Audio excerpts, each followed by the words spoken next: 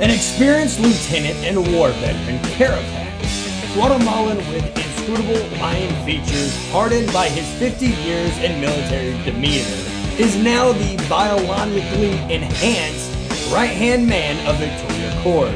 Having endured the experimentations of Cord Industries, Carapax is able to unleash virtually indestructible weaponry at will, but underneath the heavy armor, he is struggling to mask the scars of his past battles.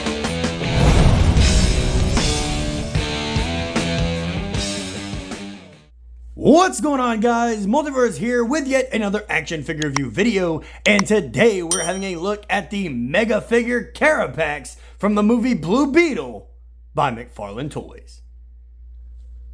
Starting off this video, guys, we are of course taking a look at the McFarlane packaging, and it is of course just a bigger version of what we know and love, the black, white, and blue with the open face window, DC Multiverse logo with Blue Beetle's movie logo down here at the bottom, Carapax name at the very bottom.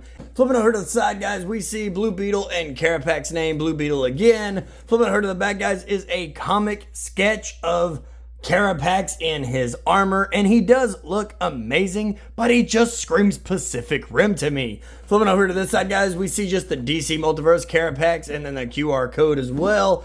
Over here, we got nothing really going on the top other than Blue Beetle's name again, and then down here at the bottom is the barcode for you barcode guys. With all that other guys, let's go ahead and rip this packaging open and see how he looks. So right here, guys, standing up and down on the rotating turntable is Carapax.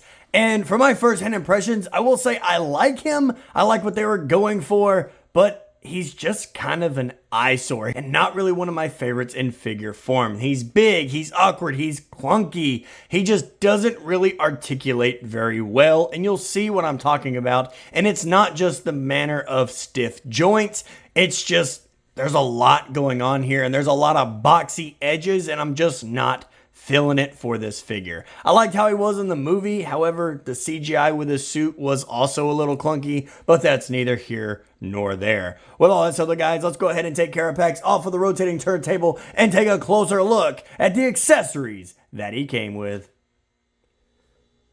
When it comes to his accessories, guys, Carapax really comes with nothing special. He does, of course, come with the standard McFarlane base stand with the DC logo stamped right there on the front. He does, of course, come with his own trading card, which is the same comic image we saw on the back of the package. Flipping hard to the back is the read-up if you want to pause the screen and read it right now. Always give you guys that little bit of a second. And he also comes with two sets of interchangeable hands. He comes with two flat open hands, and he comes with a pair of fisted hands. However, the other hand is stuck. I cannot get that off for the life of me. Gonna have to soak him in some hot water. But when it comes to accessories, like I said, he doesn't come with much, which is a little bit of a letdown, being we saw him use all this different type of weaponry. In terms of detail, guys, this figure, it may have its problems, but you cannot say it is not detailed. This figure looks absolutely amazing. Starting off with the head sculpt, as always, you see all the little crevices where his armor platings meet together. You see how beautifully he's painted right here on the front for his little face screen, his little face shield he's got going on here. He looks absolutely amazing. I even love how even inside this little neck pocket here, we have different grooves and textures on the inside to where we can actually see all the detail that McFarlane has put into this figure. Going down here now to the chest now, guys, just more inner workings of the suit, the wires that connect, the plating that connects, the little energy source that he's got going across his little chest here. It looks freaking amazing. Even on the abs, guys, he's got even more wires and more metal plating going on. And it's really just a big clunky mess of machinery when it comes to detail. Like the entire figure itself is basically the same, but it's just those minor details that change throughout it, like right here on his gauntlet, how he's got his little energy blasters here on both sides, and they're both given the equal amount of love, which we don't really see in a lot of McFarlane figures. We do really good on one side, but poorly on the other. But this one looks absolutely amazing. They did a phenomenal job with the detail. It's only going to buff it up so much for me when I give my review on it at the end. However, it still gives it just a little bit of oomph, if you know what I mean. Flipping over to the back, guys, we have more inner workings of the suit, more metal platings connecting, more shields going on. He just looks amazing. He is a little bit of a mess, I will say that, but for the detail, he is. With all that said, though, guys, let's go ahead and move away from the detail and take a closer look at the figure's size, some articulation, and some size comparison. When it comes to how tall Carapax stands, guys, Carapax does stand at to the top of the head. Looks to be about exactly 8.5 inches tall. So he just stands a little bit over the traditional 7-inch tall figures that McFarlane loves to do.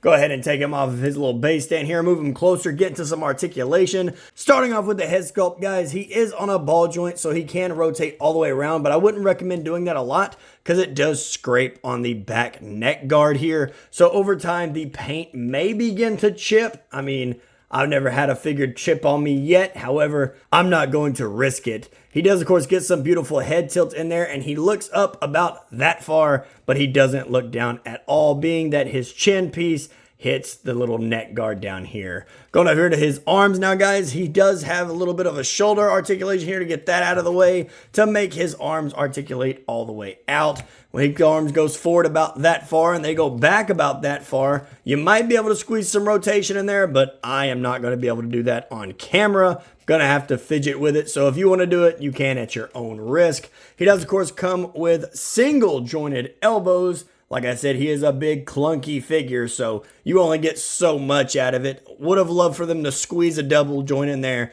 but I get it. He also comes with some elbow rotation, though. Don't really get that too much with the McFarlane toys. I guess that makes up for the lack of bicep swivel. His hands are interchangeable, so they do rotate all the way around and hinge up and down as well. Well, they hinge down. They don't really hinge up. Going here to his ab articulation, guys, he doesn't really have an ab crunch forward or back. He does have an ab swivel, a waist swivel, and his legs go forward about that far. They go back about that far with an infamous McFarlane crotch gap. You can even get him to do a big mega figure split.